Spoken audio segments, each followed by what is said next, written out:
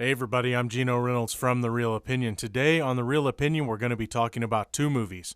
One is the worst, and one is the best of the year. First up is Joe Dirt 2, Beautiful Loser. I didn't even bother to get video for this one. So, the fans have asked for this, huh? This movie was free on Crackle, which is a free service, yet somehow I feel like I'm owed a refund. I don't even know where to begin telling you how much this movie sucks, so I won't. Next.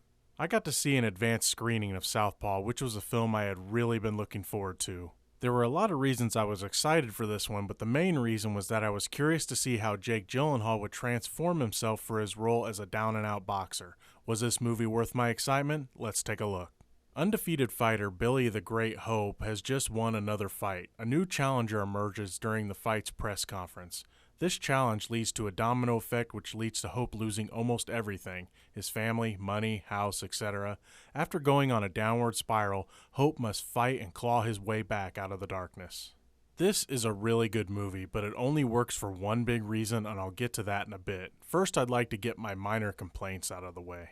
First, I think I would have liked this movie to be a bit longer. I think that there is a little bit of needed character development that would have benefited from a longer runtime. I would have liked the film to explore our main character's relationships with three key characters: Maureen, his wife, Hoppy, a young man that trains at his gym, and Jordan Maines, his fight promoter.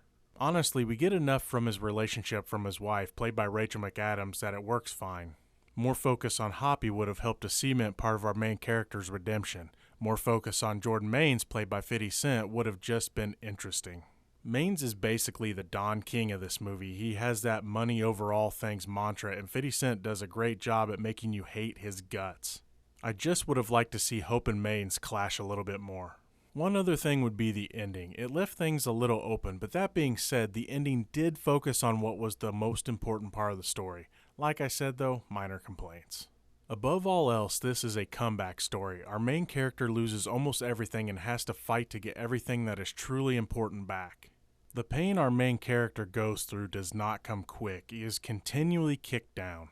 I would say that maybe half the film is quote-unquote the fall, and the other half is him scratching and clawing his way back to the top. All the supporting characters do a pretty good job in this, but the story does not work without one thing: Jake Gyllenhaal.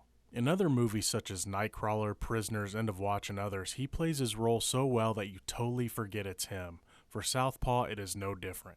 Gyllenhaal is a total chameleon when it comes to his role as the champ. He transformed himself into this beast of a man to play the role. He had one movie come out between this and Nightcrawler. The changes he made to himself for this movie are insane.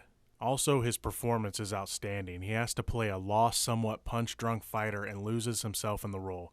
Like Nightcrawler before this, it is just something you have to see to believe. Is this movie totally original? No, and I'm sure comparisons will be made to movies like Rocky and Raging Bull. That being said, it is still a really good movie, and Jake Gyllenhaal's performance alone is worth the price of admission. But remember, it's only just one guy's opinion. I'm Geno Reynolds from The Real Opinion. Until next time.